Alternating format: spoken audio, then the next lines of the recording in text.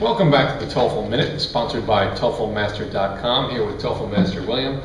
William, one of the things that's a problem that a lot of students have is test anxiety, right? Becoming too fearful or too anxious about failing the TOEFL test.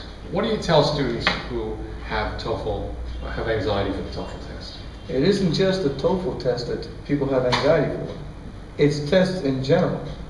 And test anxiety can be debilitating. There's actually a rule that if you can't take the test because of clinical anxiety, that they have allowances. It's very difficult to get that allowance. Aside from that, the way to face test anxiety is simply to understand that anxiety is fears. They're fears, right? They're common fears that everyone has, and fears are cowards. When you face your fears, they run away. But first you have to know what they are. There are 4 basic fears that we face when taking the TOEFL. The first is the fear of the unknown. We are afraid we're going to fail the test because we don't know what's on it. We don't know, do we know enough to pass the test? Do we know enough about the subjects? Do we know enough about the English? Do we know about the structure? Right. Are we going to be able to pass it? The only way to get over the fear of the unknown is to become familiar with the test. Prepare. Be prepared, absolutely. Now, so the fear of the unknown is easily overcome by simply taking the sample test over and over again until you get good at it. Sure.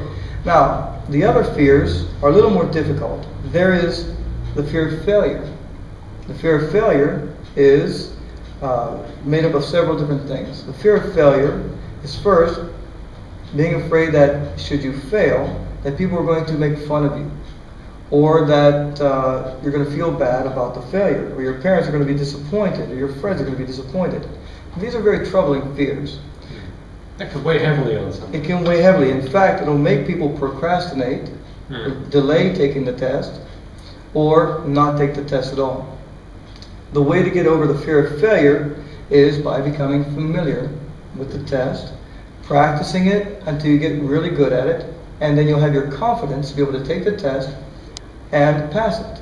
So really, the preparation means that you're becoming more like a machine. Like you're not thinking about other things. You don't take the TOEFL test and think, oh my God, I don't know the answer to this question. What do I do? I'm going to fail this. You don't think about that. You focus on question by question by question. That's exactly right. If you focus on the fear, what you call comes a running. What you think about is what's going to happen. So if you think about the procedures and how to answer the questions, that's what you will do, and you will pass because the procedures answer the questions. The other 2 types of fear is the fear of ridicule. People are afraid that someone's going to call them stupid, or going to say that, hey, I told you so, I knew you weren't going to be able to do it. So they're afraid of that, and that's part of fear of failure. The last fear that people face, and this is very important, is the fear of loss. The fear of loss comes from losing your comfort zone. Everyone has their comfort zone. And little things make up your comfort zone that you don't even think about. Your bed. People are going to miss their bed. They're going to miss their own room. They're going to miss their parents, their grandparents, their friends. And the fear of making a big change. The fear of change. The fear of change.